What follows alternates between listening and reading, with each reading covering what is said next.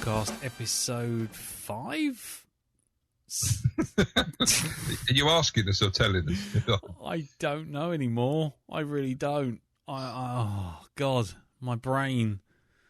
Yeah, I'm going to say 5 for the moment. I don't know. Take a sip of gin, mate. I'll have another sip of gin. I don't know, anyway. What are numbers, anyway? What are numbers? A collection of lists. Yes, just a collection of things saying things to people who care about such things. Anyway, hello. Welcome to the Black Dog Podcast, Volume 2, Episode... I'm Lee. I'm Darren. I'm Jim. I'm Elton. And this week... Oh, sorry, it's Episode 6. And we're off to a flyer. And this week, we'll be seeing how everyone's week's been. We will be having a tiny bit of feedback from one of the listeners. And then we'll be on to this week's movie, which is The Hunt for the Wilderpeople, which was my choice, which is available currently on Amazon. And, we'll be leaving soon. So if you're interested in this film, do check it out. Because I think it's leaving at the end of the month, which is June. I think it's ending. But anyway, we'll get to that soon enough. So we'll start off this week. We've had some technical issues, ladies and gentlemen. So if we sound a little rushed or a little different, safe to say that we've had communication issues, I think is the best way to put it, isn't it? It's been the worst pub crawl ever. Yeah, it's the worst. The worst. But anyway, so we'll go around the table, see how everyone's week's been, and we'll start with you, Jim. How are you, sir? How's your week been? Oh, your fortnight, because we were off. Well, yes, it's not been too bad. Enjoyed some good weather. Mm-hmm. I've had a bit of inconvenience this week as I was eating some toast and I felt a hard bit. And it was a little tooth had fallen out. Oh, no. Which is particularly, I didn't even feel it go. It's one I think had been root canaled a while ago. Mm-hmm. I hope it was, but because obviously COVID, dentistry, hard to do social distancing dentistry. So none of the dentists are actually seeing anyone unless it's really, really, really important. It's really hard to do that dentist work through the mask as well, I find. Yeah, very much so.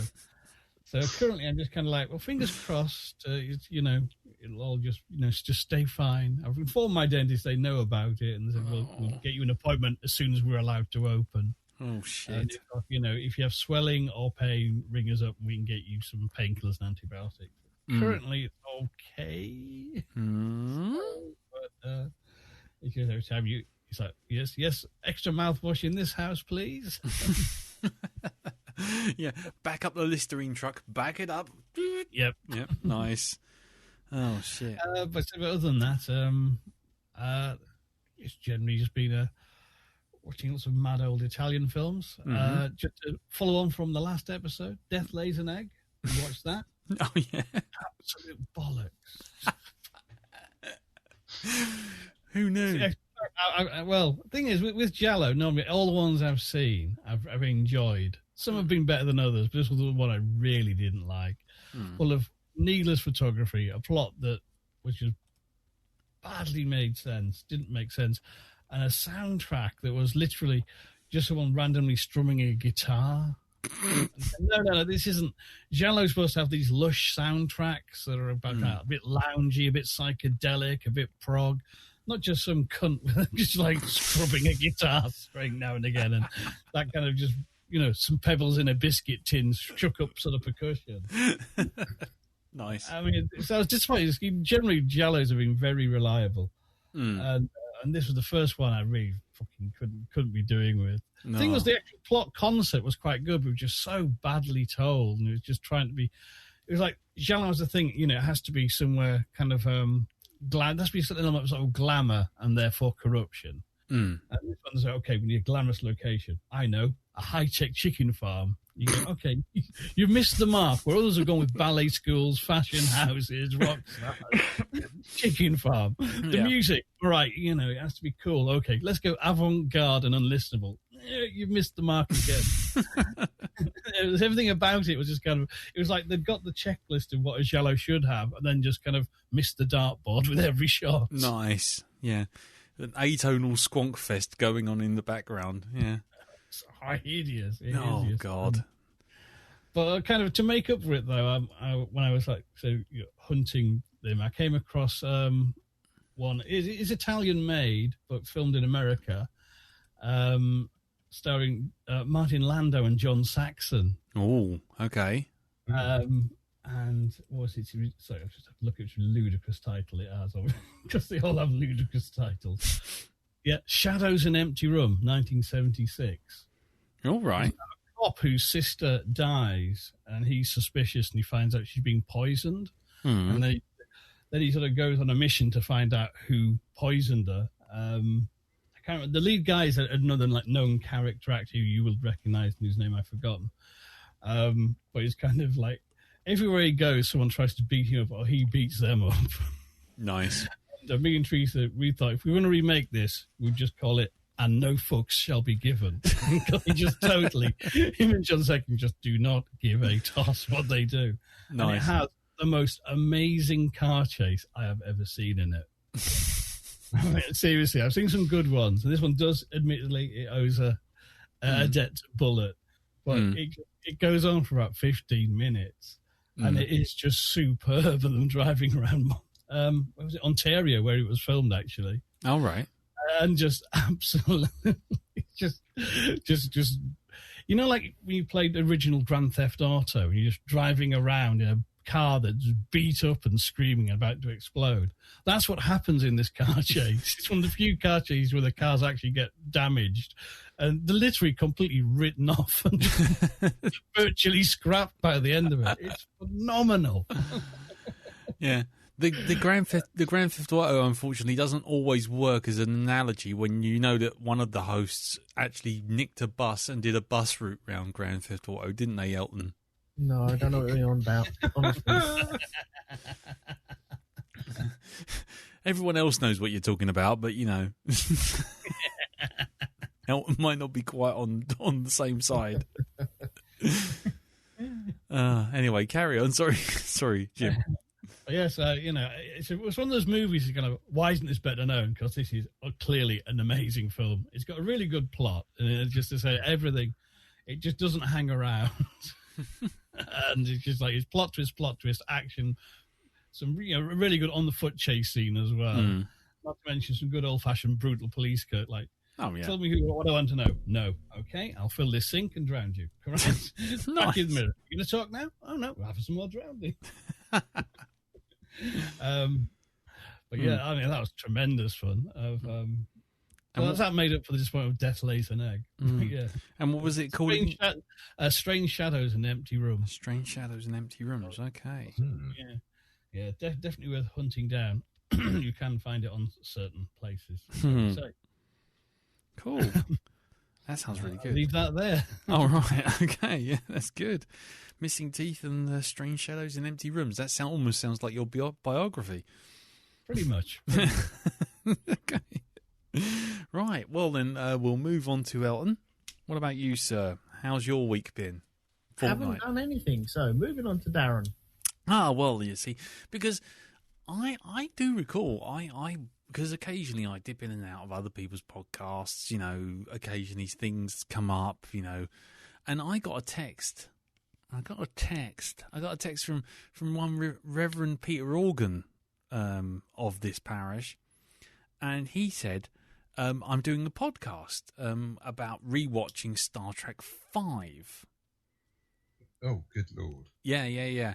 And apparently, Darren, Jim, just gather round. Apparently, someone was guest hosting on this thing as a watch-along, watching Star Trek V with Reverend Org. Yeah. Anybody we know? Well, funny enough, it is. There is someone we know. But the thing is, the reason I know about this, because, you know, Star Trek V is not a film that I warm to, let's be honest. Mm-hmm. But apparently someone, according to the text I got, equated Star Trek V to Blade Runner.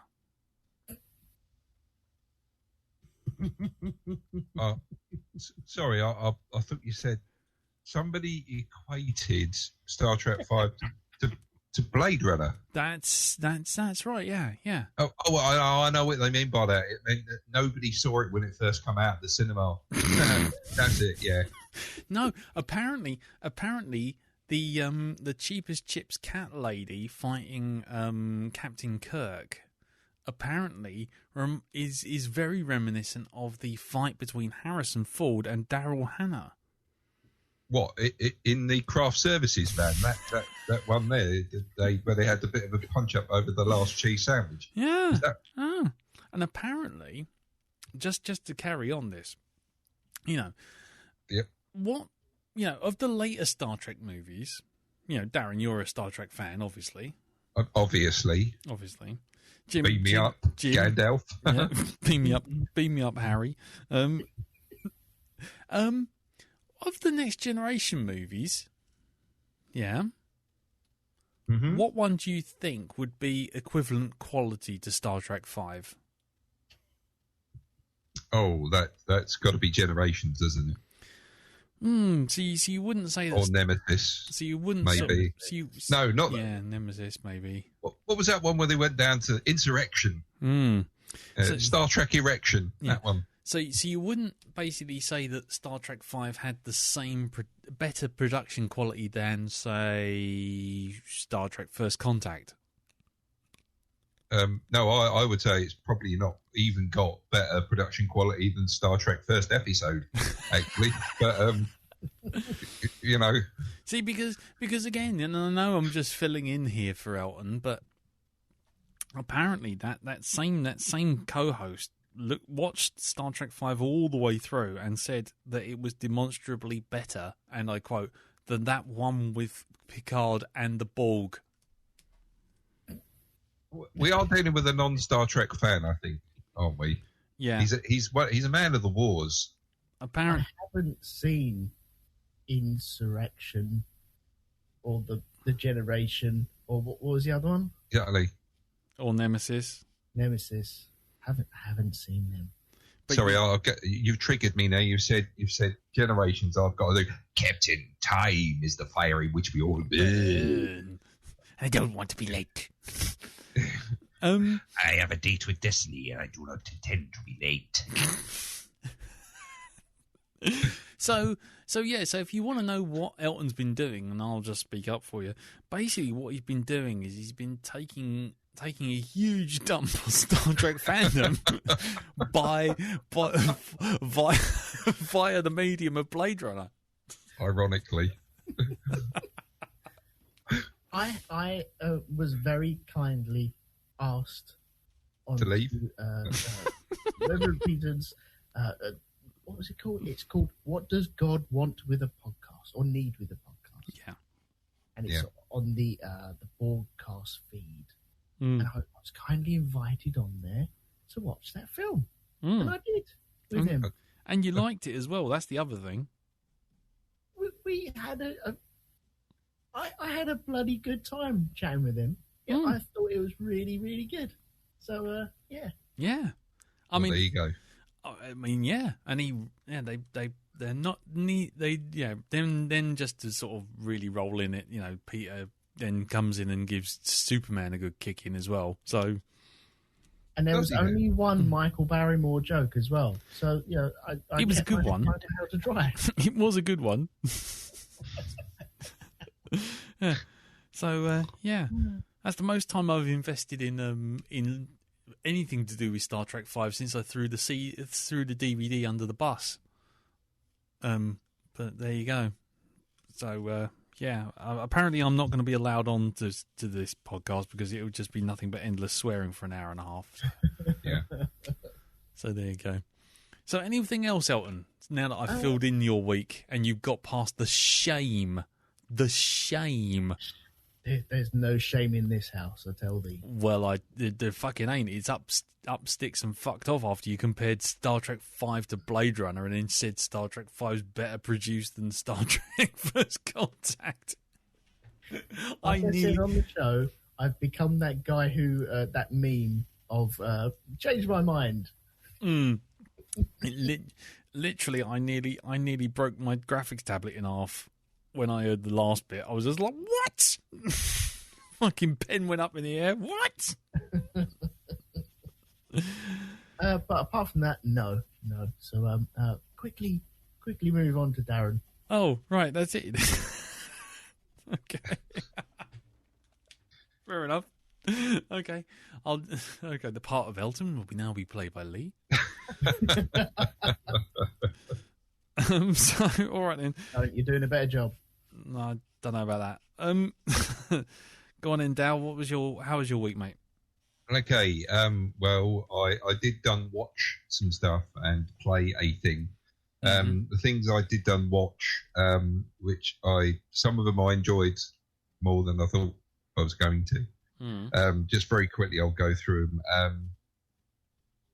Two, I suppose you could call them romantic comedies on Netflix. One called The Wrong Missy, and the other one called The Lovebirds. The Wrong Missy, and I know I'm probably going to get shamed for this. It's produced by Adam Sandler's company. This one, okay. So I found out. And the basic premise is bloke rings up or gets in contact with the wrong person in his address book and invites the wrong woman along to his getaway. And this woman turns out to be, shall we say, a little bit in your face. Yeah, made me laugh in certain places. Wasn't totally terrible. It's not going to win any Oscars, but I will say, if I had to compare it to a movie, I think it's just as good as Jean de Florette. So there you go. It's certainly better than that pile of shit Blade Runner. But anyway, moving on to Lovebirds. I'm sorry, the connection's dropped. The connection's dropped. Darren's gone. Is it? Darren, No, I'm here. I can't hear you. Can Sorry, you hear me?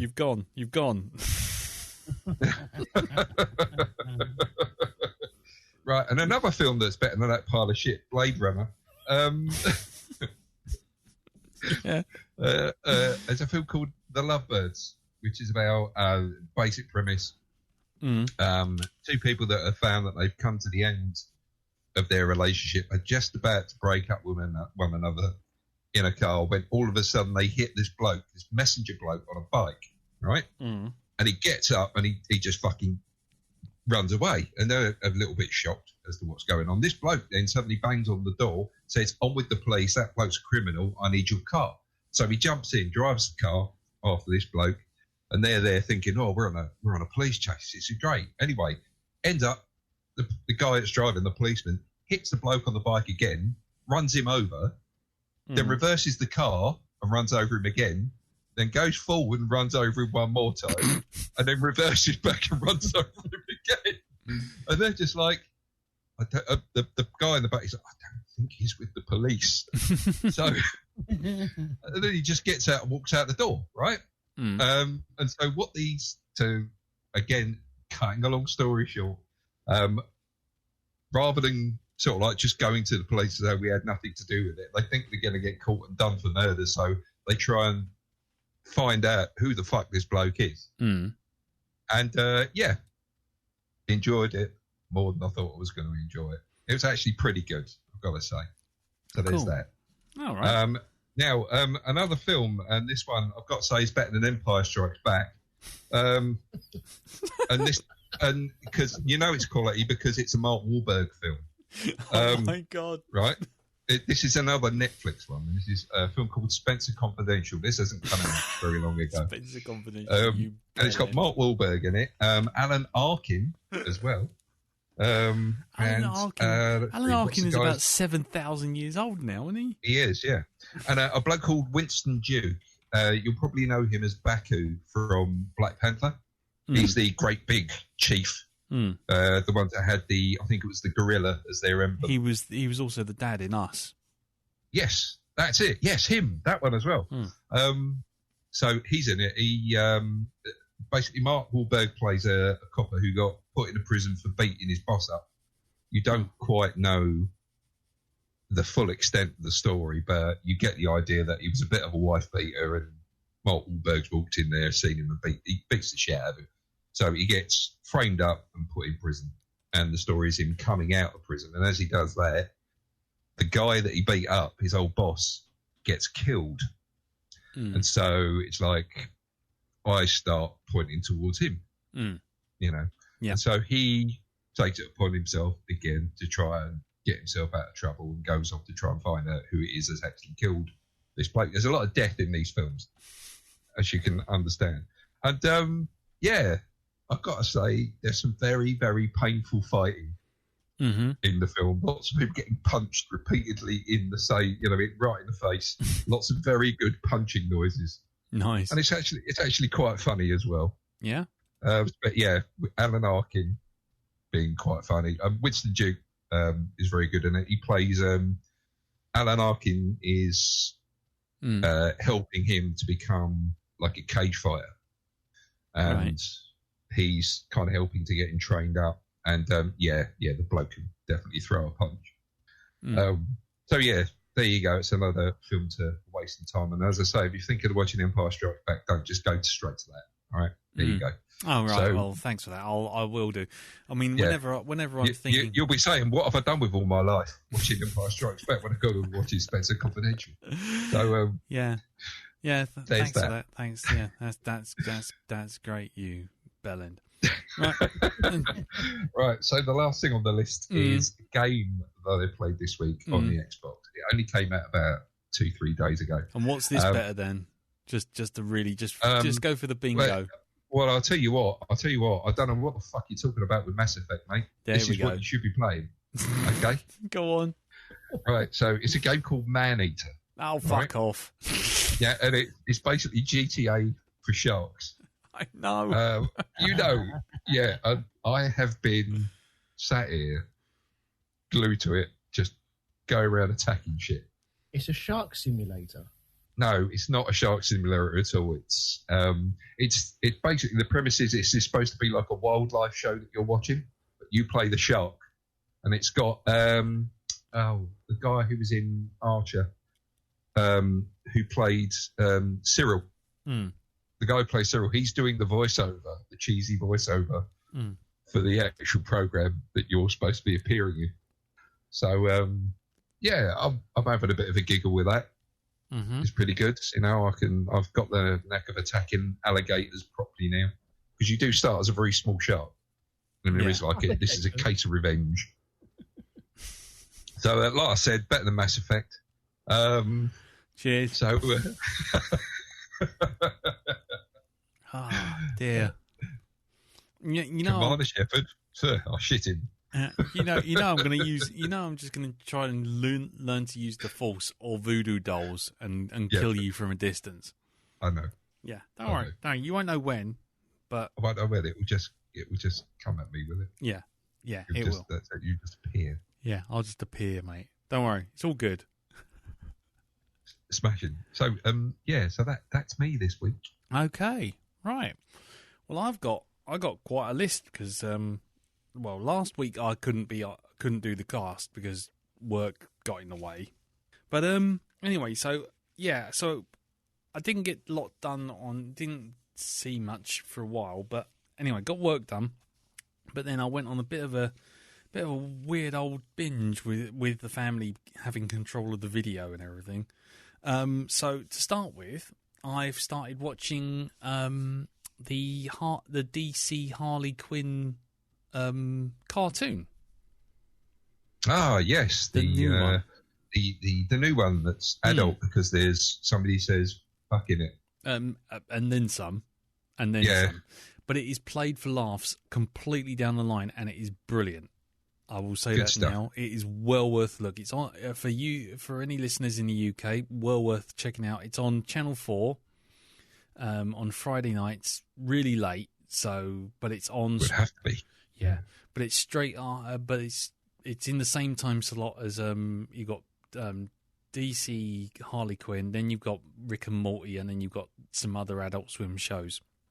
So it's in that little block, and that'll give you some kind of idea where the humour is, because they kind of align quite nicely. But yeah, no, I actually really enjoyed that Harley Quinn. I sort of sat there with this kind of arms crossed, gone, impress me kind of thing, and I was actually really enjoying it by the end. The humor is really good. And they do all sorts of interesting new takes on certain Batman characters, which I really appreciate. Like Clayface, for example, he's now a narcissistic jobbing actor who's also a barman at this like sort of supervillain nightclub. So when Harley Quinn needs sort of like a crew or a henchman, she goes up to him and he's kind of like, yes, what am I going to do? And she's like, I want you to go up to the front door and I want you to ring the doorbell. You just be a postman while I sneak in through the back of this house. And he's like, but what is my motivation? Tell me, what am I? I'm a postman, but what kind of postman am I? And it's that kind of right. layer of humor, but it's also got some sort of lowbrow humor as well with certain supervillains who don't actually put pants on and wear tunics. So yeah, that's all I'm saying. Okay, but all their bits are kind of sort of pixelated out. Yeah, but it's well worth a look on Channel 4. You can come in at any point. It's just an episodic thing, and it's like a sort of she's flat sharing with Poison Ivy. Oh right, so it's just like in the comics. Yeah. So it's actually cool. It's actually really good. Really liked it. So it's well worth a look, and I'm going to be watching more of that. I finished Upload, first season of Upload, which is on Amazon, which started off as some kind of existential nightmare and got worse. If anyone's watching that, God dear. It's supposed to be charming and lovely, and it is, but then on the other hand, it's also dark and horrible and a bit Black Mirror-y, and I just... Oh, cool. I must watch it. I'll be cheering up. Yeah, exactly. No, I mean, everyone's talking about it being whimsical, and that's fine. I don't know. I just don't get the whimsy. I just sit there going, oh, for God's sakes, no. Oh, it's horrible. But what was that called? It's called Upload. It's the guy who was in Code 8 last episode. Oh, yeah. And basically, everyone in this new future world basically can be uploaded to like an internet cloud server, which is heaven. And depending on how much money you've got, depends on where you're going to end up. Oh, so there's different classes of heaven. Yeah. And so you can, if you've got no money at all, you get to be the 2 giggers, which means that you can do only like little things like walking around and talking for a little bit. But if your data runs out, you freeze until the next month. And that sort of thing. And it's funny. It is funny, but just, I don't know what it was, but just something about it just makes me kind of go, oh, that's horrible. But yeah, anyway, so... I mean, a lot of people, it's been getting thumbs up all over the place. It's worth a look. But this guy basically gets murdered in an automatic car accident. And there's a conspiracy about why he was murdered and what's going on there. Because he's had, some of his upload has had memories deleted. So he can't even remember what kind of person he was before he was uploaded. Oh, right. And his girlfriend is kind of this needy, highly privileged kind of type who is paying for everything, and including to keep him on this particularly high level of upload. And so he's got a crazy mate who is quite funny. And then you've also got is every person who gets uploaded gets assigned an angel, which is kind of a live person who can then virtual reality beam into the heaven to help with their adjustment. And there's a kind of romance going on between him and his angel. And roll in the murder conspiracy theory and the fact that we don't know who's done what with whom, and and he can't remember any of it at all. And it's and it's kind of done as this kind of whimsical kind of I mean, I talked about it last time, but it was like this whimsical kind of happy place kind of thing. But if Ziggy from Quantum Leap kept jumping in and saying, actually, this has got to happen, and you've got to do this, and he was he's actually falling for his Ziggy, so to speak. It's yeah, it's yeah. Then you also get the whole drama of what's going on in real life as well. But check it out. It's interesting. It's funny. It's got moments, and But I just, like I say, I think the premise just makes me sort of feel slightly queasy. Because I just immediately go to the Black Mirror kind of thing of, oh God, this is a nightmare. Someone's going to just be able to control your every move, turn you off, on, make you sleep, that sort of thing. And you're dead and you're stuck there, and people are controlling what you can and can't do because you have to pay for in-app purchases to just have lunch. That sort of thing. Right. Exactly. So there's that. That was uploaded. Watched what was the other one? Watched My Spy, which is a cutesy, kid-friendly comedy action film with Dave Bautista. Oh, really? Yes, he's a super duper secret agent with anger issues who has to sort of sit in another room and stalk this kid and the wife of a murdered criminal, and it's a bit like do you remember that Richard Dreyfuss movie Stakeout? Yes, where he ends up getting involved with the woman who he's supposed to be staking out, and his partner can't believe what the fuck's going on and trying to stop him from making a complete mess of it. Yeah, basically that. It's basically. I think I went to the cinema to see that. Yeah, it was a good film. I remember it being a good film anyway, but I don't know about now. But I mean, but literally just it's Stakeout, but with a kid instead of a full-grown woman, and the kid is kind of like super sassy and knows everything, and he's very clever and all this kind of thing. But it's got just the right. I don't know. It's on the right side of saccharine. It's not one of those. It's not like a Dwayne the Rock Johnson version where he would be super cheesy and perfectly cool, and the kid would love him from the off. The kid hates him, and he hates the kid, and he's on his this job is his only chance to keep his job because he fucked up the one before. Right. So it's fun. It's okay. It's it's not going to blow the doors off of anything, but it's a Sunday afternoon movie if you want to watch something with the kids and you don't want to worry that someone's going to start swearing and shagging someone up down a fence, or doing anything you don't really want your kids to start seeing. So yeah, that's fine. That's on Prime. That's just come out on Prime. And watched John Wick 3. I didn't really want to watch John Wick 3, but Katie did, so we watched John Wick 3. Okay. Yeah, which is still really well choreographed, but still has this thing where after the first 5 minutes of a fight, you go numb and you just go, okay, we can stop now, can't we? You kind of know what's happening. Yeah, well, it's just like it's the same two anonymous guys fighting him in a corridor, in a glass door, or in a glass fence, or over an alleyway, or on a roof, or something.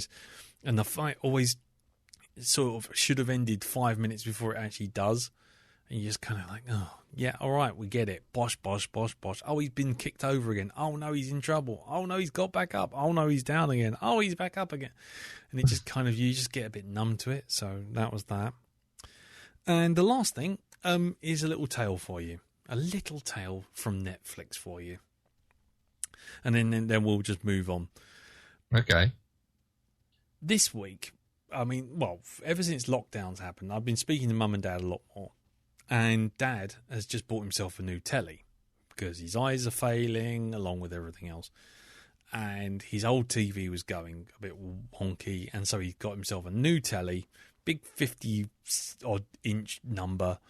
And it's got all sorts of whizzy-bang techie gadgets and all sorts of stuff built into it. And he loves it because he can actually see the telly without needing tons of glasses and stuff.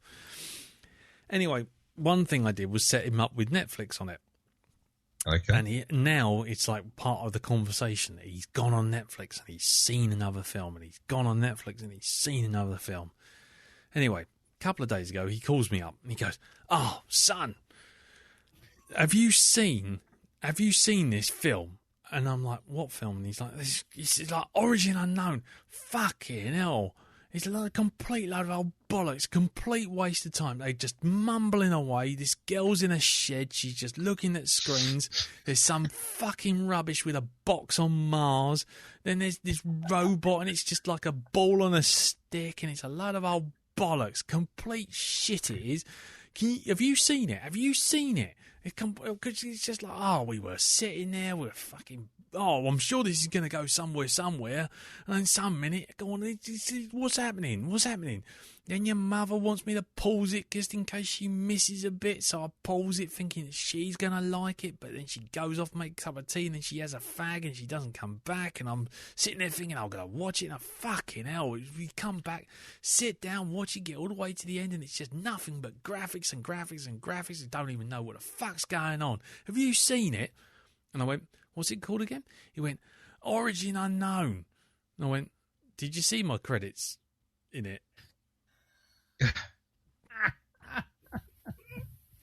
And it went quiet for a minute, and he went, I think your mother liked it. I'll call you back. And that was it.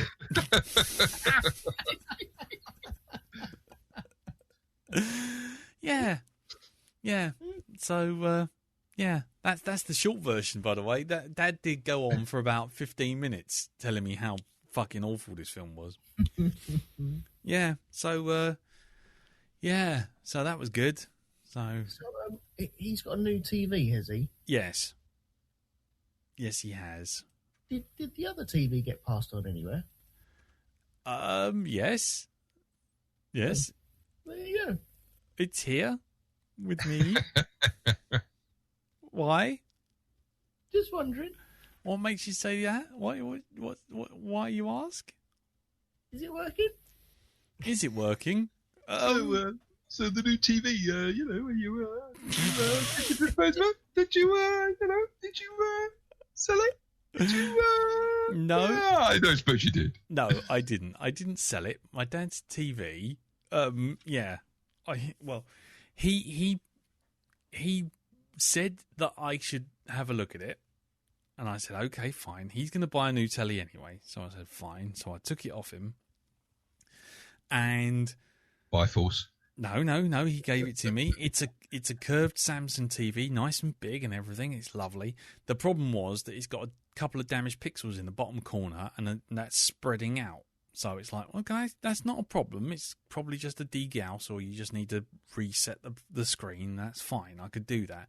But Dad's like, no, can't have that. It's going to go in. So that's fine. Okay. So I get the telly home, and it's like, oh, it's a 4K telly.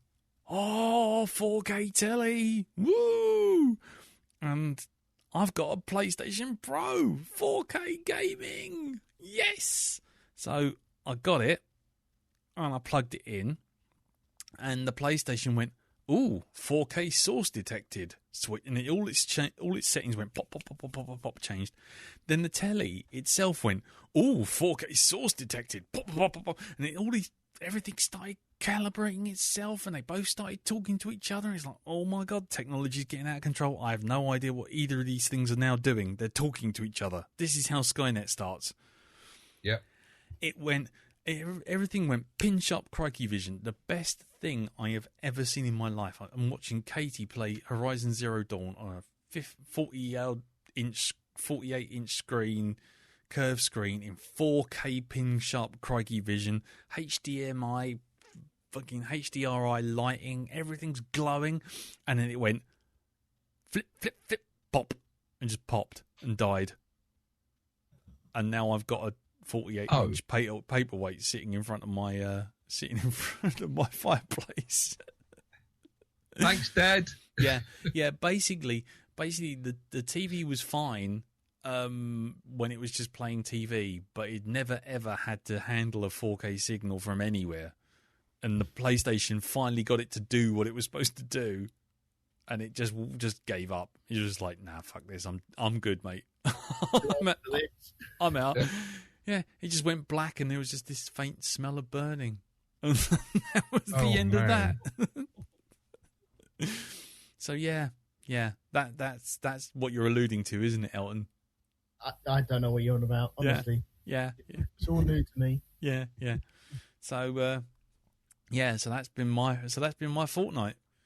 Dad's finally seen something I've worked on and thought it was shit. And he gave me a telly which exploded. So there you go. Yep. So yeah, there you go. Anyway, right. So that was my week. Let's move on to a little bit of feedback, because we did have some feedback from last time. We watched Code 8, and we asked if anyone had any thoughts or feedback or anything. And we did get something from Gareth the Proton Thomas, and he sent in this, and he said, "Hi gents, hope you're all well. I managed to watch Code 8 this week. I hadn't heard of it before. I enjoyed the film, but it's easily forgettable. I can't see how they squeeze a series out of it. Likely, I didn't resent watching it, but I won't watch it again, and fuck knows how they'll get a series out of it." Just to reiterate the whole series thing. Thanks, chaps. Stay alert. Much love, Gareth the Proton Thomas. So there you go. See? There you go. That's what you have to do if you want to send in a bit of thought. Yeah. A bit of thought. So there you go. Just send it in. Like Gareth. Just send it in to feedback@blackdogpodcast.com. Right. Before we move on to Hunt for the Wilderpeople, Darren. Yes. I just want to ask one thing. What's that? Are you at Barnard Castle? Yeah, that is where I live. Is it? Yeah. How's the Specsavers there? Good? It's shit, mate. I'll tell you that now. Yeah, they're really rubbish because their eye testing equipment's broken down. So what they do is they get you to go into a car and to drive for 250 miles, right? And if you survive the journey, then your eyesight's fine. Right? Your eyesight is fine. But if there are any burning wrecks along the way, and they will know, okay, then they kind of go, "Oh, well, we can't give you your license back because your eyesight's shit." No, that's good to know. You know? I just wanted to know because just because I'm sure people are wondering whether or not you've been doing any ocular testing on any government people. Oh well, Dominic Cummings did turn up. I said, "Get off my fucking lawn. I know where you live. I'm going to see your mum and dad." All right. And then you drove all the way to Durham. Yeah, that's probably why he drove all the way to Darren. Durham. Anyway, so a little bit of politics there, ladies and gentlemen. Yes, indeed. So, right, I guess we better move on. Don't worry, I could feel everyone tensing. No, that wasn't a run up at shitty superheroes. I promise you. Yeah, I thought, oh god, he's going to pull out a piece of paper in a minute. No, that will happen when you least expect it. That's all I'm saying. Yeah. Oh. Like now. No. Honestly, not now. Right. Anyway, sorry. So let's get on with this week's movie. This week's movie was my choice. It is Hunt for the Wilderpeople. Roll the jingle.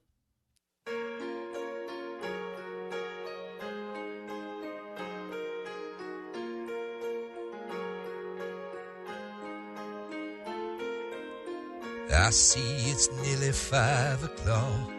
I'm here at home, my work's all done. No question where I'll be tonight, a place of cinematic fun. It's the lockdown, but I will not pout. Oh, my friends, I won't be seeing this out alone.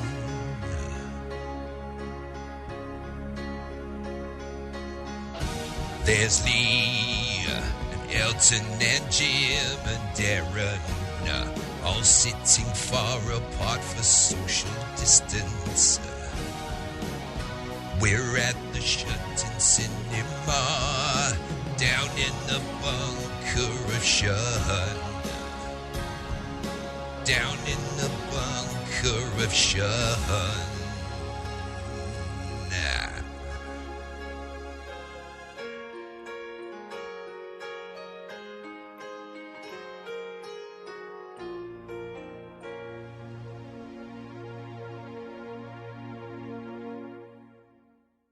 Hey, fellas, it's been nearly 5 years. You gonna let me out now or what? No.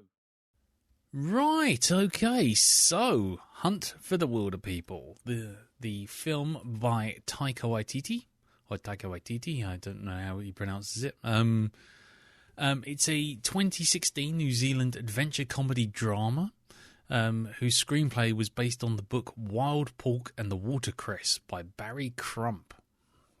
Okay. Learn to conjure with there. Yeah, exactly. Sam Neill and Julian Dennison play Uncle Hector, Uncle, and Ricky Baker, a father figure and a foster son who become targets of a manhunt after fleeing into the New Zealand bush. The film premiered in 2016, Sundance New Zealand Festival, and received a limited North American release in June 2016. The film has received critical acclaim, with many critics highlighting Dennison and Neil's performance and chemistry. The budget was $2.5 million US, and bearing in mind it was a limited release, how much do you think it earned, Darren? Oh, I think it earned something in the region of about 70-80 million. Okay. Jim? Oh, I'll go 100 million. Okay. Elton? About 4 million. All right, yo. It actually earned 23 million. So, technically speaking, Elton was closest. Yeah. So, I'll spare you all the details and whatnot, because, we're skipping over those things. We're not doing wikis anymore, really. But, yeah, I mean, let's go around the table just briefly before we get into discussion.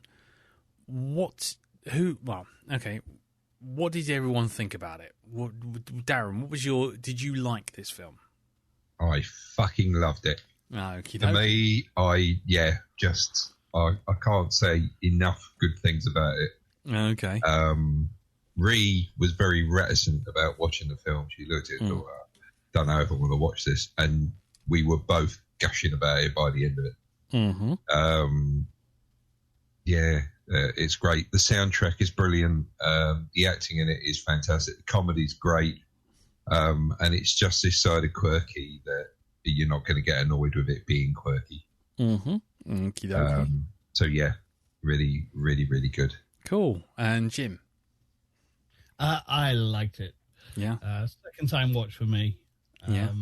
A few years since the first watch, so there's a good deal I'd sort of forgotten. Mm-hmm. And it was just a nice tonic Nice. in the current climate. Excellent. And what about you, Elton? I liked it. Mm-hmm. I wasn't blown away by it, but I thought it had nice touches, but there was also little bits where it jarred me a little bit. But I think overall I came away that I had a good time with it. I just can't put my finger on why I didn't have more of a good time. Okay, that's fair enough. For my money, I loved it. This is like the second or third time I've seen this, and yeah, I don't know what it is about Waititi's sense of humor, but I just even when he's not being funny, it's just the charming nature of it just works for me. I just love and I love all the character beats. So it's like a door, and what's behind that door? Vegetables? No. There's there's another door. What's behind that door? Jesus? Yes. He's tricksy like that. Anyway, right, cool. Okay, well then let's get into it. I mean, the the film's kind of weird. I mean, on one hand, it seems like it's just an outright comedy, but there's a lot of dramatic moments. And do you think, just going round again, feel free to jump in or whatever, how do you think the comedy balances against the drama? Because if I'm honest, for my money, that's probably the weakest part, where you kind of you're looking for the quirkiness and you're looking for the humour. So when the drama happens, the genuine drama, the film doesn't dwell on it long enough for you to kind of get an impact. Does anyone else feel that, or? There always seem to be it has to be balanced off with humour. So you have like a drama bit. The bit I took out from it was, there's a beautiful circular shot where they keep going in circles and time kept passing, where you had them appearing and then standing at a tree, and then you see them walking off, and then you see the guys coming down, and the bit where it seemed very tense, that part, had a guy eating crisps. Now, for me, I get the joke. It's kind of nice, but I don't know. It felt a little imbalanced, as if it was just shoved in there because we need something a little bit funny just to take away from the tense. Whereas I want the tense so the funnies will be even more impactful. But it felt like it was just balancing everything all the way through. Anyone else feel that, or did you? I think it's the kind of comedy. It's not going for like broad or obvious comedy. It's kind of, the jokes in it are more kind of just the kind of funny things that people do and say in real life, but just occasionally just tweaked a bit. If you know what I mean. It's that kind of it's kind of the absurdity of reality rather than kind of a comedy of manners or a farce, if you see what I mean. And I think when you go for that, you can go smoothly from drama to the funny bits, because real life does have funny bits. On the worst points of real life, something can happen that can make you all laugh. You know what I mean? And it's kind of, I think this movie sort of taps into that very well without tilting too far one way or the other. So I think with this sort of story, the danger is if you got too dramatic, you could end up in schmaltz. Or kind of, look at the funny rustic people who live in the hills. Almost this kind of dreadful sort of ethnic tourism. Yeah. And you can see if it was very straight-laced rather than saccharine, you could get that tediously worthy drama out of it. Oh, it's so hard being, a rural New Zealand person who go, look, he has to live on bark and we're destroying their way of life. It's awful. What? Kind of bullshit. I think it cuts through a lot of that, and I think it has I think it's honest about people and it's honest about real life, that it can be tragic, silly, and funny all at the same time. Yeah. What were you going to say, Dal? What about your? No, for me personally, I like the fact that take for instance the death that is featured in it. It's like a slap in the face, which is what it is to the kid when he comes back to the farm and sees what's happened. And I think it's that jolt, which is exactly what he feels when he sees Sam Neill's sort of crying over the body. And I felt quite affected by that. It was just, you could see this relationship blossoming between the kids and Heck's wife. And it's just suddenly ripped away, pretty much like his life in general. Yeah. And the question is he going to give up and just go back to being the way he was? Or, has something, has a switch been flipped in his head and he's not going to go that way? And I really like the fact that even though they do, you think this is going to be a typical cliche troubled kid that you see in some films, it didn't go like that. You could see that he's misunderstood, and all it took was for somebody to actually give a shit about him. And I think it's that you could see all he wanted was for somebody to actually care, and you get it from. For me, I got it from that. You know. Yeah. Yeah, I mean that's the thing. I mean, just from my point of view, that's the one thing that occasionally I kind of find was treading such a fine balance, because there was some lovely observed things where it was kind of like you didn't need to say anything, you just needed to see it. So the whole thing with like the hot water bottle,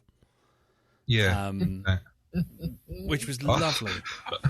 I love that bit where the kid's out in the forest and you see him trying to heat the hot water bottle and then it just explodes, puts out the fire, and then it goes dark. Yeah. And so that's the thing. That's the point. You sort of like, you feel like that should be, when you see him heating that hot water bottle in the forest, you're thinking, oh, isn't that, oh, poor sod, no. Oh no. And then like 5 minutes later, he's pissing water all over his fire, and he just goes, oh, you just hear it go off. Yes, that's a great little performance. Yeah. Throughout the whole thing. Yeah. I mean, the whole thing's beautifully balanced. I mean, but again, I think that's the one thing I keep coming back to, is that balance between the drama and the comedy. Because when it's just those two, when it's just Sam Neill and the kid, that works, because you've got that sort of two characters sparking off each other. But the sort of the child care person, child welfare. Did you feel she was maybe a bit too much of a parody compared to like everything else? She was kind of like this weird kind of over the top character, which works, but again, it's just like so overblown compared to the sort of the fairly level headedness of the rest of the film. I think she was a character who definitely had ideas above her station. Who thought she was more important. By the end of it, she thinks she's the lead detective hunting these people down, and the policeman just turns around and tells her to shut up. You're not even a copper. Yeah, Andy with his trail mix. Yes, indeed. I'm calling the police. I am the police. I mean, real police with guns. Yeah. What about your taser? It's still in the shop. It's being delivered from Wellington. I do love that bit when she goes, "This isn't a boy's body," and he goes, "How can you tell?" When she lifts up a paper plate. It's like, this is not a boy's face. She's not a boy's head. Yeah. That's where it gets into kind of comic book humor, where I don't. Okay, I personally didn't think that this film deserved comic book humor. Right. It had something there that it could have been more powerful. Like the journey between Sam Neill and Julian Dennison, is it? Ricky Baker. Their journey was amazing, but it took a while for it to actually pick up and get onto that journey as well. And I found myself, it felt like it had a couple of false starts before it really got motoring. And it was only until he saw the girl on the horse that I felt that it really picked up a good head of steam. Up until that point, it kind of stopped and started and stopped and started, and we didn't really know where this journey was going to take us or what direction it was going to go in. But then he saw the girl on the horse, and it kind of started to work and gel for me. It was just, I don't know, I felt not uncomfortable. It just, there was a couple of montages that they used, and they could have used them to show the passage of time a bit better when he broke his leg. Mm. That was really dealt with quite quickly and felt a bit too abrupt. Yeah, the passage of time is kind of probably the weakest element on the whole thing, because you don't really get that sense that, you know, what's happened is like 5 months have passed. It's almost like about a week and a half. And it's only when you suddenly see the snow and, you know, and it's like you think, well, how are the police not seeing them from the air in this, you know? Oh, well, 1 minute Sam Neill's sitting down going, well, I'm going to be here for the next 7 weeks. Mm. And then the next minute he's standing up saying, right, let's go. Okay, 7 weeks have just passed then, yeah? Yep, I'm fine, I can run. Yeah, well, he died far from it, actually. But, yeah. Okay, then. Well, on the one thing I did find that I really liked, just away from the comedy for a second, was how the plot kind of occasionally did subvert what you thought was going to happen. When they did that whole thing, when they see the prehistoric bird that you've never, hula bird. the hula bird that's never been seen, it's extinct. You know, on the one hand, you sort of see it and you go, okay, fine, that's the bonding moment between the boy and the man, and they're seeing this bird and they're seeing this rare thing, and you know, finally they're kind of in the forest, and they finally got into a routine of being able to survive in the forest without too much issue. And then they both turn around and go, that must be worth a lot of money. You know, that's going to be great. You know, it's going to be worth tons, you know, if we can get a photograph of this thing. And I kind of thought, the first time I watched it, not so much now, but first time I watched it, I thought, oh, so that's what this is going to be about. This is going to be them finding this rare bird and then having enough money to buy themselves out of danger, buy themselves out of problems. And it pretty much, that happens, and then it just kind of goes away until it becomes essentially a coda at the end, just to kind of bring the characters back together again. Did you feel the same way? Was there any part of the film where you were watching it and you think, oh, I know exactly where this is going now, and then all of a sudden it sort of zigs instead of zags, pardon the pun? I don't know. Well, there was the bit where you've got the three blokes who turn up in the hut, and they said, so did he hurt you? And he starts quite innocently, or what he thinks is innocently, describing what's been going on. And, you know, they're all looking at one another thinking, you know, he's been fiddling with the kid. And the bit where the fight breaks out, the bit that I love, that little bit where suddenly the kid's got the rifle in his hands, and he's like, shit just got real, and he's, you know, loading the bolt of the gun as he's saying it. Yeah, I didn't expect him to pull out the gun and be so thing with it, and he is, you know. So yeah, that was funny. Yeah. Okay. Anything else? Anyone else? Did Jim? Well, my first watch, I really kind of didn't really quite know what to expect, and I know it does have a weird timeline, but I do wonder whether that's something to do with how the book's written, and because I did some reading about Mr. Barry Crump, and he wrote a whole long string of these sort of like semi-comic novels that are largely autobiographical.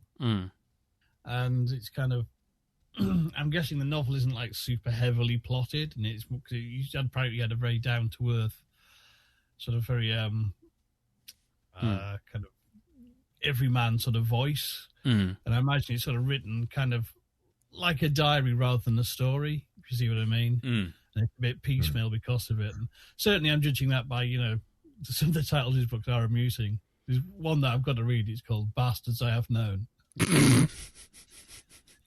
It sounds up this podcast straight, doesn't it? Yeah, I was going to say, we might be doing a 27-part novelisation of that audio book. Bastards I Have Known. The black dog reading. But that sort of just gave me an insight. Kind of, all right, that gives you a handle on how the book's written. And obviously, if you're adapting a book, you should be trying generally to be faithful to it if it's a good book and well loved. So maybe I think that's probably. I'd be interested to read the book actually, now having seen the film twice. Well, Jimmy, I didn't know what to expect. I did think they would go and hunt the bird, but I quite liked the fact that just came back as the coda. That was kind of a new mission for them both to have, which you could imagine for yourself. I kind of like that. Yeah, exactly. Yeah, I like that. By the way, before we go any further, can I just drop my one in-joke fact that I know from this film? And it's only because I did it retroactively. Off air last week, or the week before rather, off air I said I had one fact about the connection between this film and Thor Ragnarok. And that's not just Taika Waititi, but actually there is a connection between the two that puts them in the same universe. Oh, really? Go on, yes, yeah. Okay. And it is that the rest home that Sam Neill ends up in at the end is the one that Loki drops Odin off that gets demolished at the beginning of Thor Ragnarok. Really? Yeah. Excellent. Yeah. It's the same place. It's the same house. And it's being flattened. And he goes, oh, I didn't know it had been flattened. Sorry. You see that this also could have been a connection to another Marvel film as well. And that's to do with Ricky. Oh, yeah. Because his character is very similar to the kid he plays in Deadpool 2. We're sitting there thinking, so, depending on how this film turns out, yeah, is it in the Deadpool 2 universe? Yeah, but no, but the actual house and the actual location and the actual venue, as it's named in Hunt for the Wilderpeople, is where Loki drops Odin off and loses him. Right. In Thor Ragnarok. So there you go. Brilliant. See? Fantastic. There you go. Fantastic little fact, fans. Getting back to this though, Sam Neill, his character, yeah? Yeah. I only noticed it on this time round, but you kind of assume that he and Bella are married or partners in some fashion. Yeah. Right. Yeah. But there's one thing that comes up, and he kind of glances over it almost so quick you don't really notice it. Oh, pardon me, just hit the mic. Oh, old traditions. Look at that. Kiki the mic stand. Basically, when he says he's mean to Ricky right at the start, when he says, are you going to be a useful farmhand or are you purely ornamental? Yeah. And she goes, well, you were no different when I found you scavenging on the streets. And then and then later on he mentions again, he makes a reference to the fact that that he and Ricky and the dogs are all basically lost causes brought in by Bella. And so this time around, because I suddenly was thinking, oh, well, they're a couple, uncle, auntie, and all that kind of thing. And actually, they're not. He basically lives out in the shed and goes out in the bush. And she's just at home doing her own thing. But didn't she call him her husband? No, never refers to him as a husband. Oh, right. The only person who refers to him as a husband is the child support agency person. Right. Says, you living there with your husband? No, or she mentions it when he comes up over the hill with the pig on his back. Yes. He's giving that bigger piggyback. He's giving that bigger piggyback. Yeah. So he kind of replays his whole life again, doesn't he? Because he starts off in prison, goes to her, has a little place on her plot of land, and wanders around the bush. Yeah. Then goes back to prison, ends up going with the new family that Ricky's with. Yeah. and ends up going in the bush. Yeah. There you go. Yeah. Nice. It's circular. It rhymes. It's like a haiku. Ooh. Oh yeah. Well, I mean, isn't a haiku sort of? Is it 7 syllables?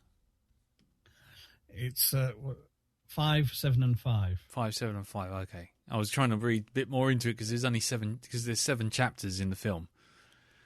But no, that's just taking it too far. I mean, the other thing I was going to say about this film was I've read, because I was having a little read of bits and bobs behind the scene afterwards. But there was one theory, and I'll run it past you and see how you feel with this, and see if there's some discussion to be had in this. That the whole film is essentially a eco-friendly parable about ecology, and basically how Ricky grows up in a city, and it basically chews him up and spits him out, and then he goes into the wilderness, where essentially he runs away twice, and both times he ends up coming back home. And the home is run by people who live off the land, treat the land, and understand the land. They have the knack. And essentially, they are happiest when other people aren't anywhere near them. And it's only when human beings, so to speak, get involved and go stumbling all over the wilderness and fucking it all up, does it all go horribly wrong. And the whole thing was that the whole thing's like a sort of parable on, the happiest those two are, Sam Neill and and the kid, the happiest those two are when they are sort of living off the land, when they return to the earth, so to speak. Yeah. Is that bollocks? Are they reading too much into it, or do you think there's something in that? I think it's bollocks. I don't know. I've not been. I must admit, I didn't think of anything like that when I watched it. I caught a glimpse of it because Ricky is. He kind of doesn't pay any attention to anything. The first thing he does is get back in the police car when he stops off, doesn't he? That is funny. It's as if, no, this is too hard. And running away just seemed easy to him. But when he tried to run away, he felt like he didn't have the skills to get any further. And there's that weird moment as well when he's in the girl's house. He looks at the TV funny, doesn't he? As if like, oh, God, I remember that. I remember TV. Yeah. He's away from it. I know it's been 5 months, I think he said. Yeah. It's been long enough for him to realise that he doesn't need TV. Doesn't need all these snacks. They keep offering him sausages. And he's like, no. You want a sausage? No, I'm all right. You want a sausage? But it's just... He realises he doesn't need all of that stuff. It's about the stuff that's to hand, and his uncle, really. Yeah, that's all he needs, and that's how he seems to thrive with just his uncle and his teachings from him. Because the other thing in that theory, and you again forgive me for sort of going off on one with this thing, was that every time they get let down, it's because they get let down by other people or technology, represented by Ricky's phone, which is being used as a tracker. And yeah, that was just another thing. I was just like, okay, fair enough. Well, when they meet that guy who's dressed as a bush, is it a bush? Is a man? Is a bush? Bushman. Yeah, yeah. But they seem to bond with him the best. Anyone else, they haven't really bonded with. So I found it very, very hard. Like with the dad trying to take selfies with him. He looks really awkward with it. Although you would have thought that he would have been a bit au fait with that sort of stuff. It's only 5 months ago, but it's just, no, I feel a bit awkward with this, and it felt kind of claustrophobic. Hmm. They met the Bushman, and they kind of saw his wavelength. Yeah. There was something there between them. They shared a cabin. They sat down there and slept in the beds. And there wasn't any unawkward feelings about that. It felt as if they were comfortable with their own. Mm. Yeah. It's Psycho Sam. Have you heard any people talking about Psycho Sam? No. Just Sam? No. Oh, well, then come over then. Maybe he's Psycho Sam. Oh, dear. That guy's played by Rhys Darby, by the way, who played the head of the werewolves in What We Do in the Shadows. Okay. We're werewolves, not Werewolves, yeah.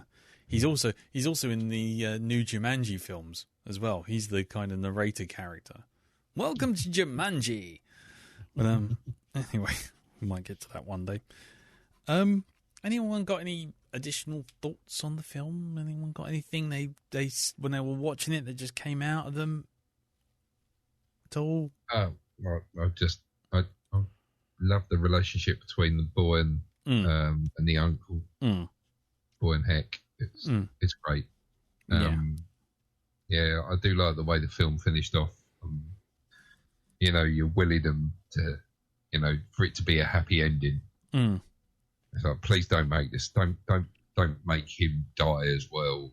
Like, had a heart attack and the kid's got to work out life by himself. Let's have these two get back together and go off on a fucking adventure somewhere.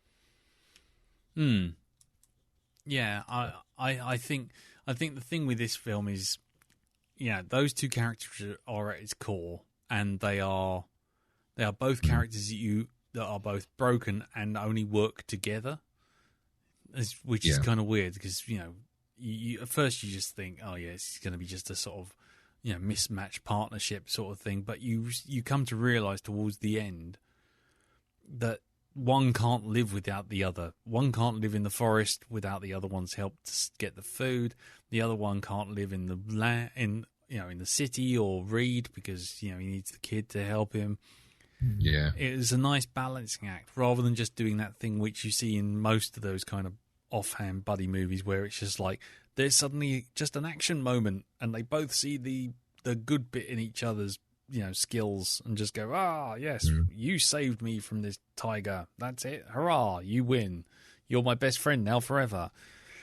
I just thought it was a really nice way that they naturally built that relationship up. Yeah. There was two things from through this.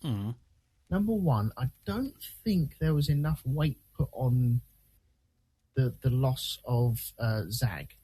No, that felt glossed over. That he was his buddy, wasn't he? He was.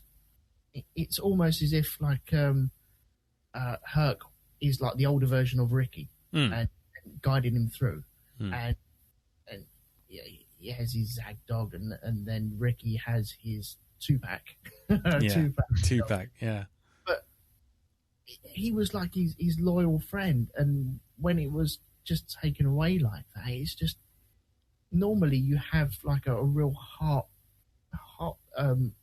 felt moment with a dog because nobody wants to see the dog die, do they? No. And it's just kind of glossed over. It's done, and then move on, and there's nothing. And I was a bit lost with that. You're expecting something to be there, and it just wasn't. Do you not think, though, that was part of it, though? That was part of him hardening up to the realities of life. Because that was the whole thing, was that, when he started off, when he sees the pig, with Bella, and he's like, oh, no, there's a pig, and all this sort of thing. And he's a bit kind of freaked out by the whole thing. And he comes around to the same thing of, like, hardening up and becoming more, I don't know. The character plays hard. Yeah. He's two-pack, he's a gangster, he's all these things. But all the way through the film, there's all these little nods and winks to the fact that actually he's just a kid. You know, he wants his hot water bottle, he wants his little doll, he wants his nice warm bed. And at that point, he'd kind of manned up. Yeah, exactly. And it's that kind of representation of him manning up, which is, the old him would have just, either shut down or, cried or got cross, but instead he just kind of was like, Well, that's one of the things that Ricky does seem to get cross when he can't get his way or when things aren't going for him. Yeah. That's his kind of default setting as to, well, it's not going my way, so I'm going to get cross and I'll call you a dickhead. Mm. And that's what happens between them two. They kind of do the same thing, don't they? Mm. Yeah. But, I suppose if he's hardening up, then removing the dog wouldn't have been such a bad thing for him. Maybe becoming a bit numb to it or getting used to the tracking and the killing, because I suppose they have done a lot of killing just to live off the land. So maybe that's part of it. Mm. I think also it's also to do with the thing that kind of runs all the way through it is that theme of acceptance and moving on, because there's that whole thing about that Heck won't, like, literally won't face up to the fact that Bella's dead, and he won't face up to burying her, and he won't face up to scattering her ashes in that lake, and similarly, you get that kind of hint with Ricky that he's seen some terrible things while in juvie and while in with his best friend who just died, and you don't know why, and there's that kind of real sort of dark undertone of, like, there's been some serious shit going on with this kid's life and the people around him. And it's this event is actually the sort of the end of the haiku. It is that kind of they're dealing with it, because he keeps saying it, doesn't he, all the way through. He says, you're not processing. It's taking me time to process. Everyone's processing. You're still and having to basically process. And I think it's all about processing grief and moving on and evolving as a person, moving past your past. Yeah. The other thing that I found I had trouble with was they just left, didn't they? And at any point they could have given up and got their story straight and everything would have been all right. But at no point did they choose or even think about that option. But correct me if I'm wrong, guys, if anyone else wants to jump in on this. They did. They tried to go back down, but then because the kid opened his mouth and said the things that he said, he had three people believing Sam Neill's character was a pervert, and this is why he's going on about how I can't go back to being in juvie as well, and end up like my friend. And that was the thing that said Sam Neill, because he was going to go off by himself because of what the guys now believe. But then when the kid said that, he was like, oh, God, no, I can't have that. You're coming with me. So they did attempt to go back. Yeah, it all went south as soon as they got to that hunting lodge. Yeah. Because those three idiots turn up. Yeah, like repeatedly. But so they because he tries to do that right at the start. He says, I had a gammy leg, I'm feeling better now, the kid's with me, and the three hunters were the ones going, so he touched you, did he touch you, did he make you do things, and all this kind of thing, and they're trying to look for an excuse. And that's the thing. Sam Neill's character didn't want to go through that, and knew that no one would believe him. Yeah. Which again goes back to what I was saying about that earlier, that there was a lot of stuff that was being shown, but you had to kind of infer. So you kind of had to understand that whatever happened with Sam Neill's character, he killed someone, but you don't know why. You don't know what happened there, but whatever it was bad enough to send him off the edge, and he ended up, becoming homeless. Yeah. Until Bella brings him in. And the same thing happens with the kid. You don't know what happened to his mum.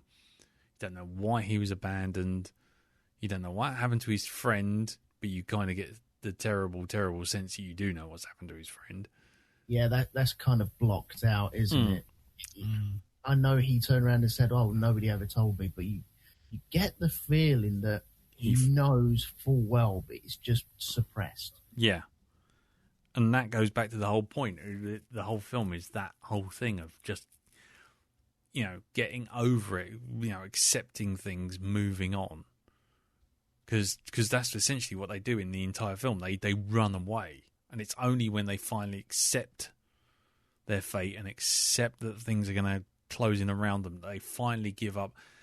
Sam Neill ends up in that home, and Ricky ends up with a family, and that's kind of like their closure. They all end up back together again. They've gone through this forest, they've gone up the mountain to where the clouds wet the sky and all this kind of thing. Caused a lot of damage here. Yeah. Caused a lot of damage. Yeah. That corrugated iron ain't cheap.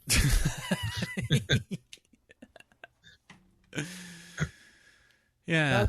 There were some real good lines in it, and I was chuckling away for it, but there's just... I think I need to watch it again. There's just something that wasn't quite ready for me on the first time round. I know I'm the one gobbling on about this, so, if anyone else has anything they want to say about it, just dive in. But for me, I think it's the same thing I had with the first time I watched What We Do in the Shadows, which is it's got a very different style from what you're expecting with things like traditional American movies or British movies that you're used to seeing. And you see a little bit of that in Thor Ragnarok, not quite so much, but there's this kind of weird, kind of stilted, deliberately almost comically poorly done bit of filming, where the characters are improvising, or they're not doing quite what you expect, or they're sort of stumbling over their words rather than just delivering punchline. Yeah. Jojo Rabbit as well. Yeah, he did Jojo Rabbit, yeah. Which, yeah, that's an interesting film. That's all I'll say. But for example, using Thor Ragnarok as a very good example, there's a bit, right, and I know you haven't seen this, Elton, or if you have, it's blocked out, I don't know. But there's a bit with Carl Urban where he's showing off to these two Asgardian women. And he's just standing there, stock bang right in the middle of the frame. And he's looking very, very noble. And he turns around, and he throws his hand off to one side, and he goes, "Behold!" And then he just sort of pauses for just a second too long. And then he turns 90 degrees, and he just sort of walks off the camera. And the camera doesn't follow him. And it just kind of walks off. And you hear him walk away. And then the camera switches, and there's just a pile of guns. And he just and a motorcycle, and he just walks up to it and he goes, "My stuff." And he sort of gestures to this thing. And it's such a weirdly paced little shot. But it's that kind of thing where you're not expecting that kind of pace. Your brain is kind of locked into kind of how American films do it and how British films do it. Where, scene, everything cuts. Like as soon as the guy has said something, or a girl's done something, or boys run away, the scene should cut. But what happens is Waititi sort of seems to hold for that awkward kind of just a little too long. It's just everything's just a little too awkward, and you kind of go, "Oh, this is a bit weird," and it feels a bit odd. It's a bit like when we watched What We Do in the Shadows. Yeah. And it's like, when you got I can't remember all the names now. Is it Boris? The guy who's the Lothario one. Not Waititi and not Jermaine Clements, the other one. And he's kind of...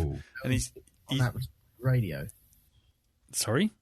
The guy that's always on Absolute Radio, the voice of Absolute Radio. No, not the TV show. He's in the TV show. Yeah, not Matt Berry, no. There's the other guy. There's the third person. There's Taika Waititi, there's Jermaine Clements with his long beard, and then there's the other guy. Okay. And he's kind of like, he's sitting there and he's kind of just sitting in his chair, and he's going, you're enjoying your biscotti, and you're kind of like, and as soon as that gag happens, you should just cut away from him and cut to the person doing the reaction. But you don't. You stare at him for a little bit too long, and then he says it again. And it's just like, it starts to feel really awkward, but hilariously awkward.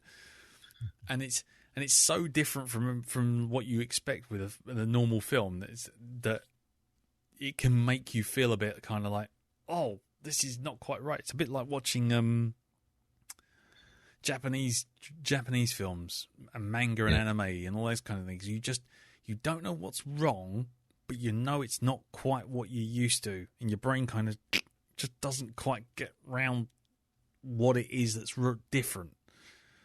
Yeah. Am I explaining myself? Or not? No, or am I being patronising? No. Well, always good to ask. Anyway, go and carry on. Someone else who got anything else to say, go for it, because I'm just gobbling on otherwise.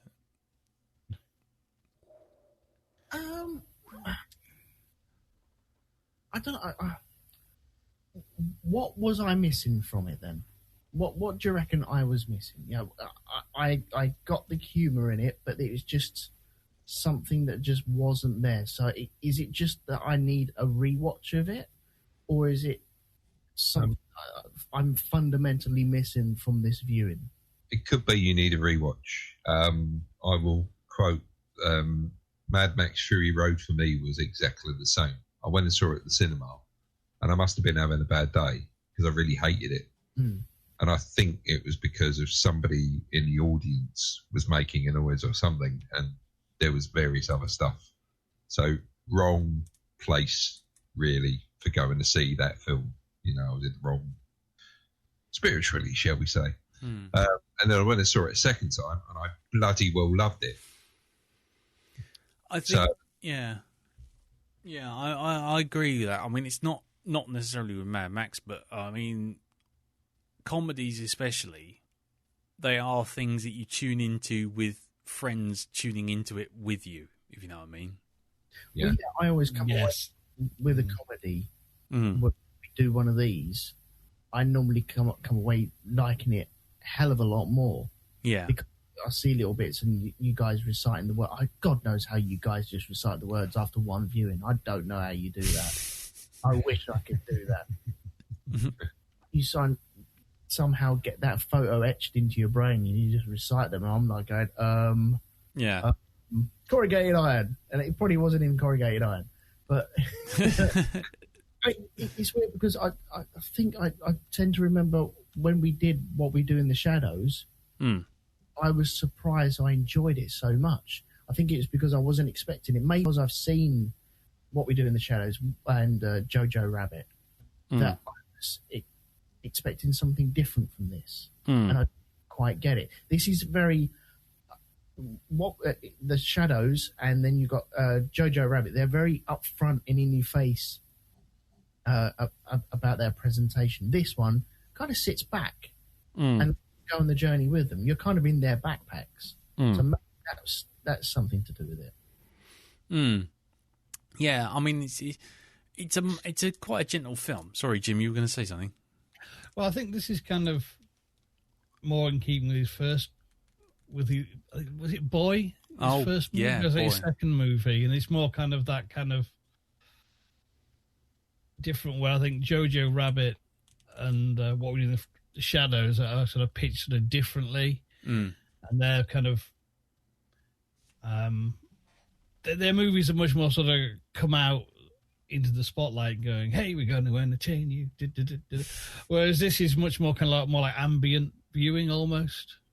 Like a lot of more art housey films is a bit more reflective. And I think it's one of those things. I think it's a movie. I think it depends what mood you're in, if you'll respond to it or not. And particularly what your perception of it is going to be. Because when I first saw it, I knew the name. I knew it was doing Flight of the Conchords. I heard people say good things about it, and I deliberately not delved too much further. Just I'll just give this a go, and really enjoyed it. But when you come to it now, if you know who the director is and seen his later films, It's kind of that, I think, it sets you up to expect something differently, probably, than from this, well, I think his earlier work.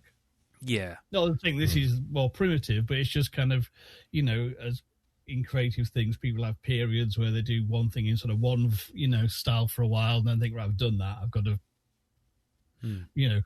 take it in a different direction. Yeah. I think this is just kind of. I'll have to go back to Eagle and Shark as well, which that's good.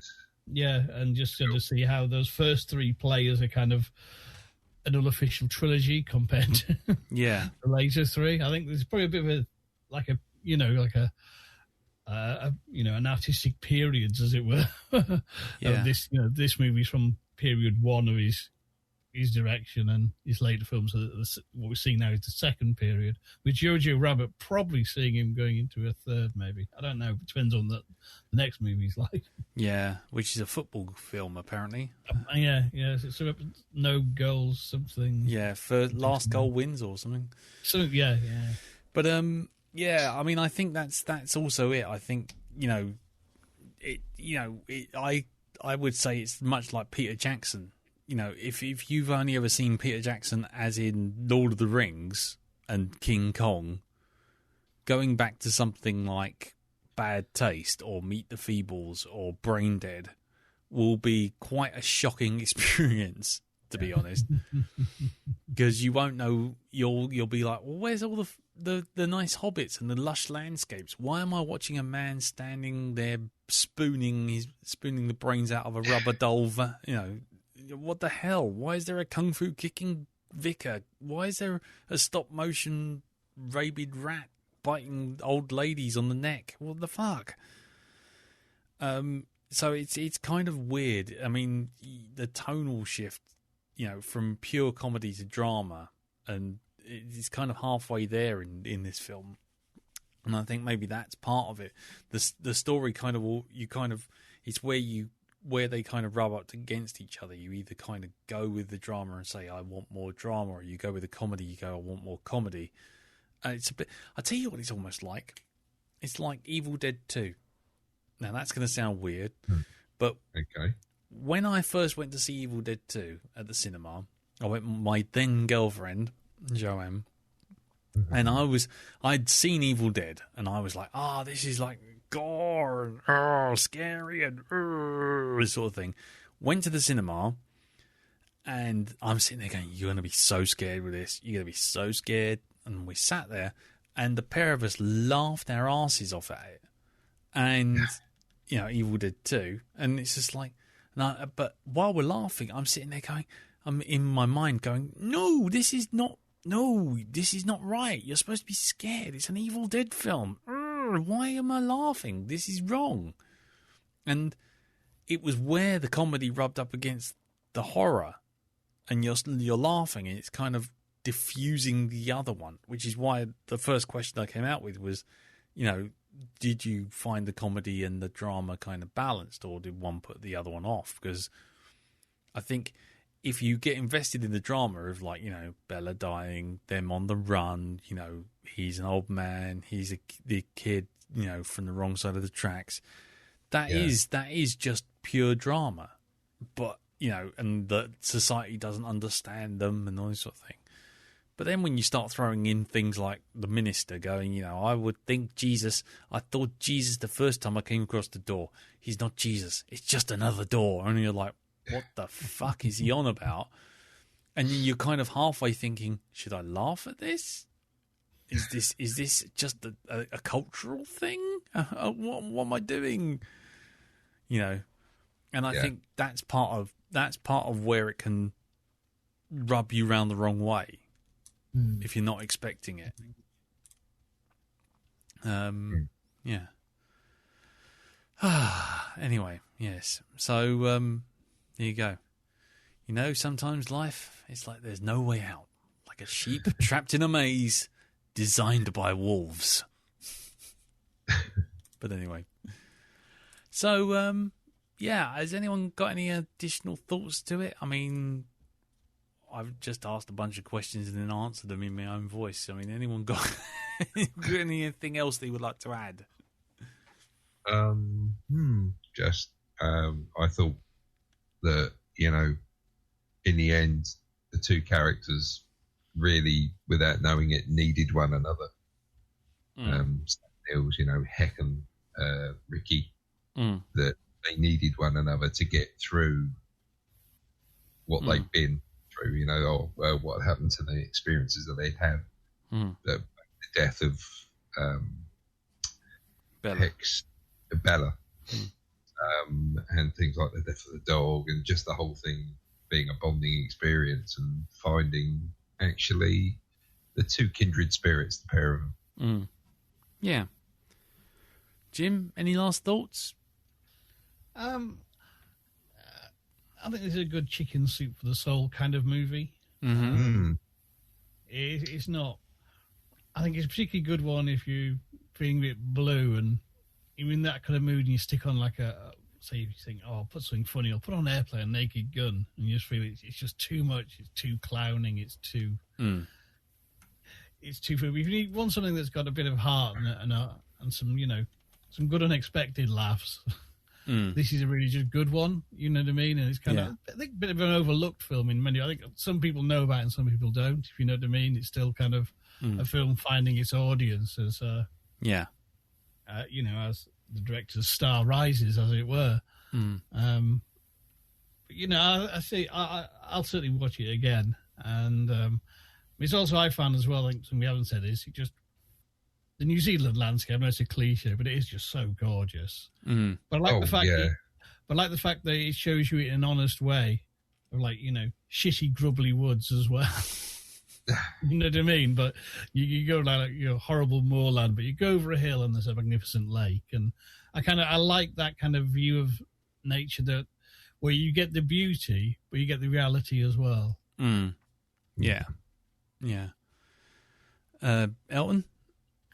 I think I've said enough on it, although that it definitely warrants a second viewing from me.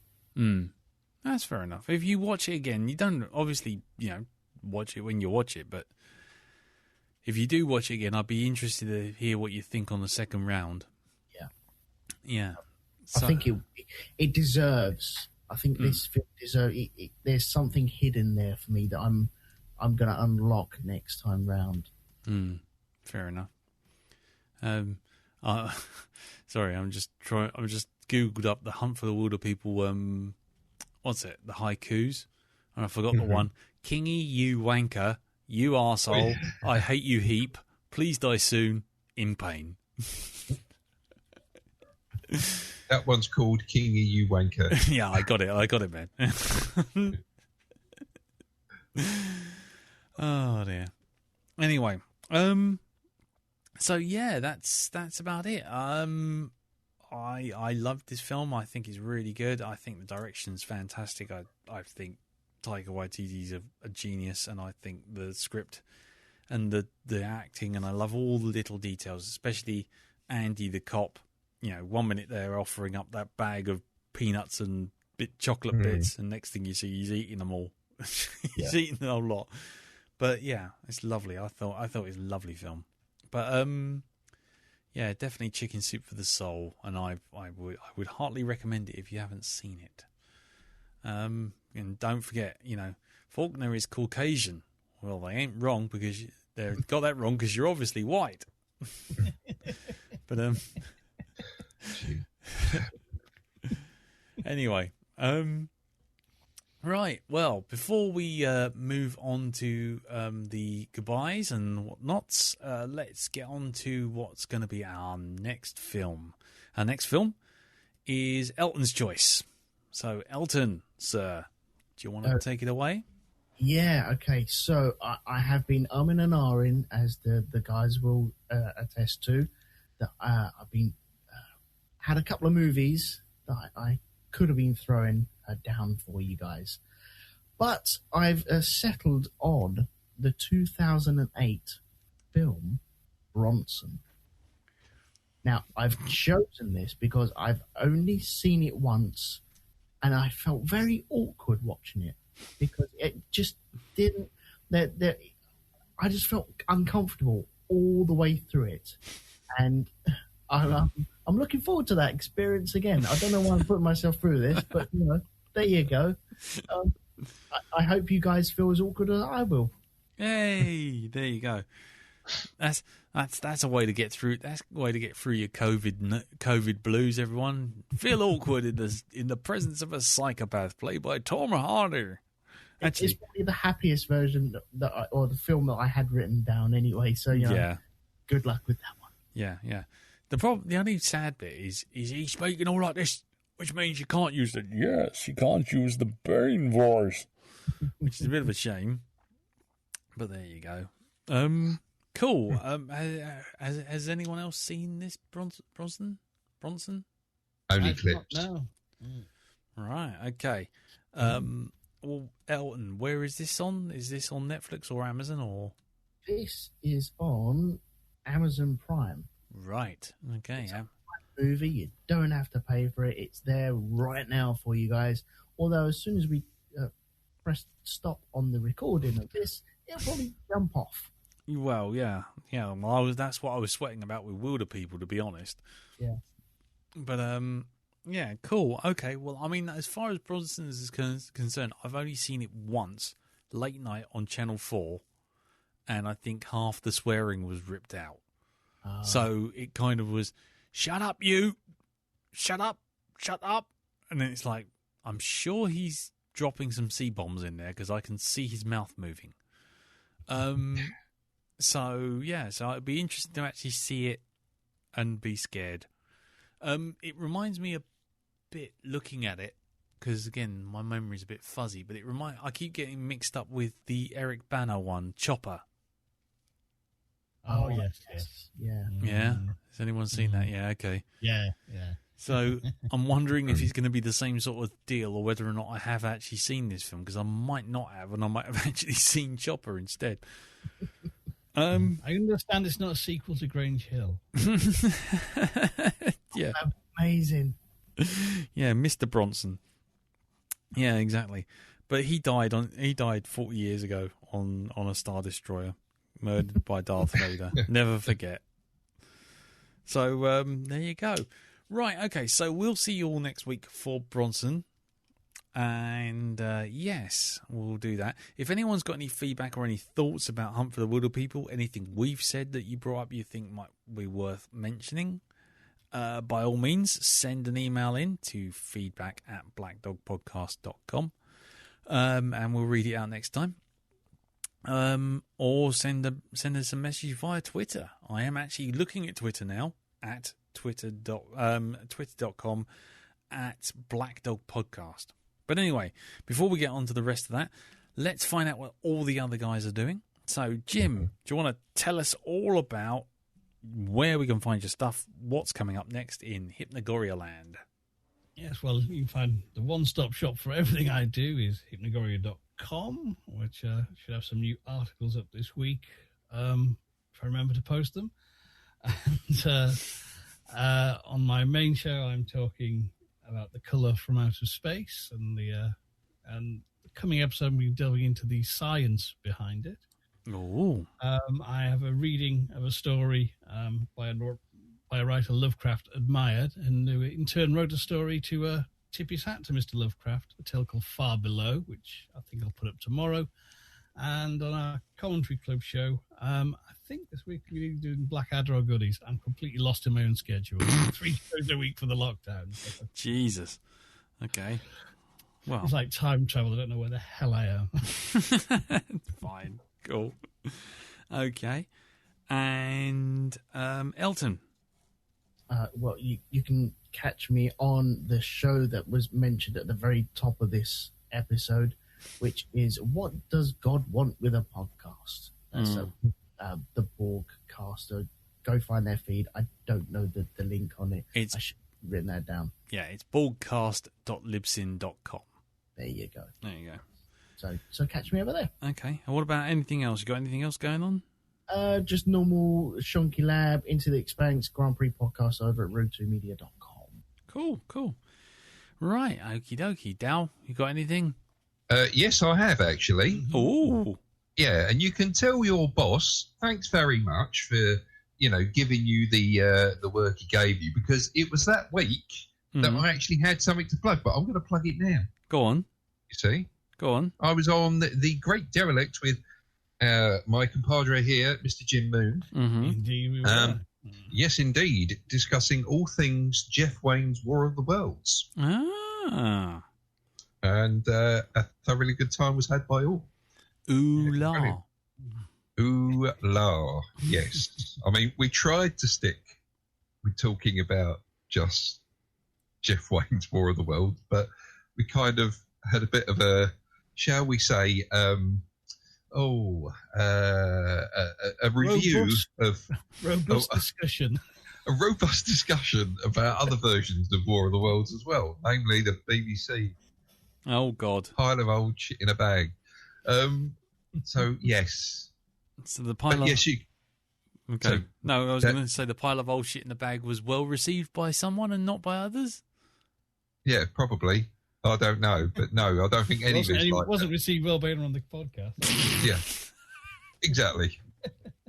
We all stood there stamping on it, curb stomping. Nice.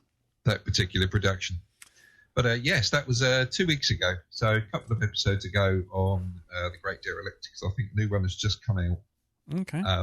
So yes, have a look at that, and it's all good, man. It's all good. And you can find that at greatderelict.libsyn.com.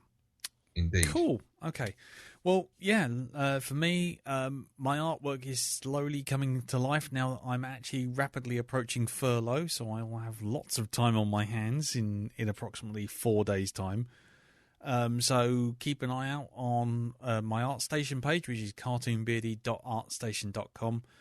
Keep an eye out on the Instagram, which is instagram.com/cartoonbeardy.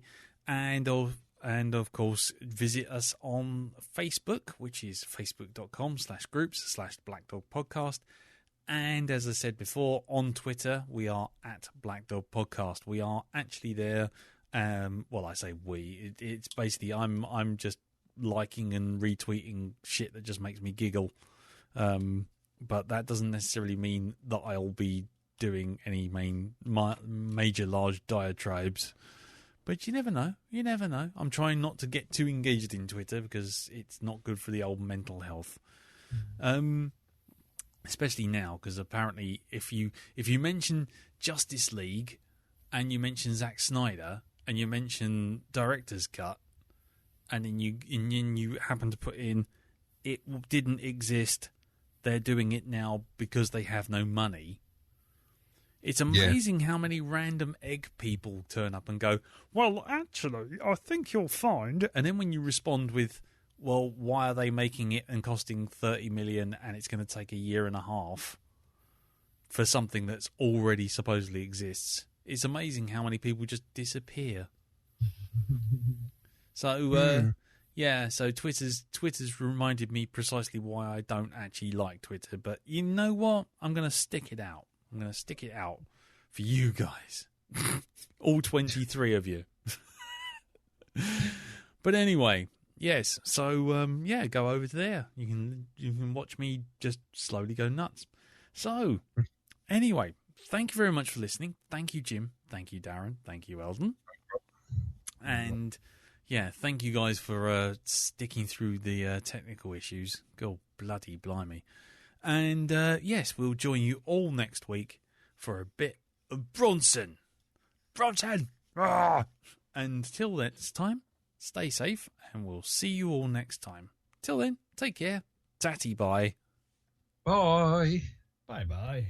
Ta-da.